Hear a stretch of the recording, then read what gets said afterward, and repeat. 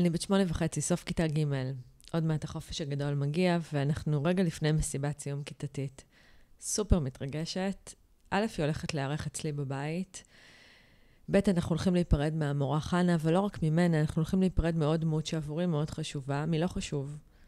ילד שאהבתי בין כיתה א' לג', ובבית שלי שאלו אותי את מי אני אוהבת, הייתי עונה לא חשוב, וככה גם נולד השיר בלילה בצאתי כוכבים דנה, ולא חשוב מתחתנים, שההורים שלי ואחותי המציאו, סופר מביך, אבל לענייננו, אנחנו מארגנים את מסיבת הסיום, 4 ילדים, מין ועדה מארגנת כזאת, קטעי קישור, מוזיקה, ריקודים וגם משחקים, ואני לוקחת על עצמי לארגן את המשחק חבילה עוברת, ובאמת יש לי תוכנית סדורה, בבית אני עוטפת בניירות עיתון ומדביקה מדבקות עם משימות, כשאני מתחילה מלעטוף את המתנה של המורה חנה, ולפניה כמה פתקים שאמורים להוביל לאיזשהו יעד, לאיזושהי מטרה, לספק אותי.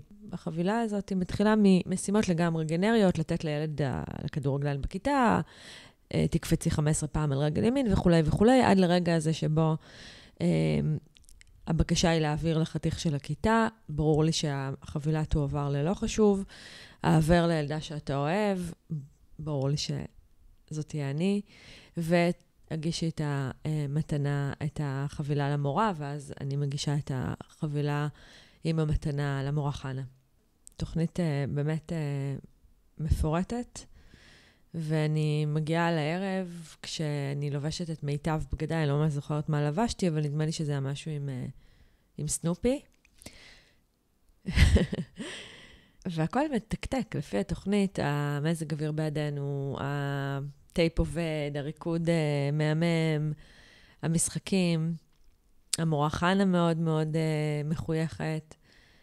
ואז אנחנו מגיעים לחבילה עוברת, ואכן היא עוברת מיד ליד, פתק אחרי פתק, ניירות עיתון מתקלפים, מושלחים הצידה, ואז מגיעים לרגע הזה שבו החבילה עוברת לחתיך של הכיתה, ואכן לא חשוב, מקבל את החבילה, והוא מתבקש להעביר את החבילה למי שהוא אוהב, לילדה שהוא אוהב, והוא קם ומגיש את החבילה לחברה הכי טובה שלי, והיא מגישה את החבילה ואת המתנה למורה חנה. אני בשוק, מצליחה לעצור ולאסוף את עצמי, אבל כשכולם כבר מתפזרים, הבכי משתחרר ממני ואני מתייפחת.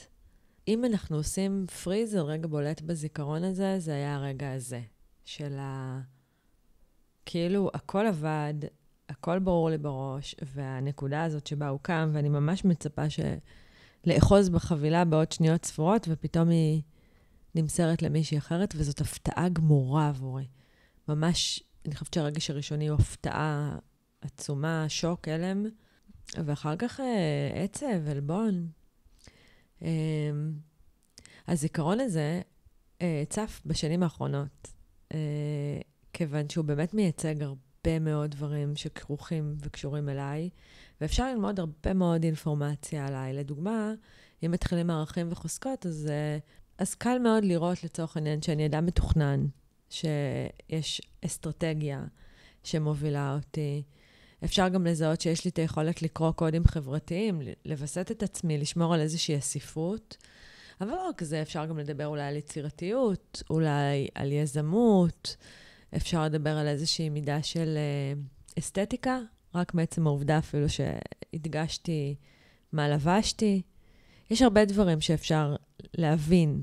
אגב, אני נוגעת רק בחלק מהם. אם היינו יושבים עכשיו וממש מנתחים את הזיכרון, היו עולים המון המון המון רעיונות לערכים וחוזקות ומשאבים שמספרים איזשהו סיפור.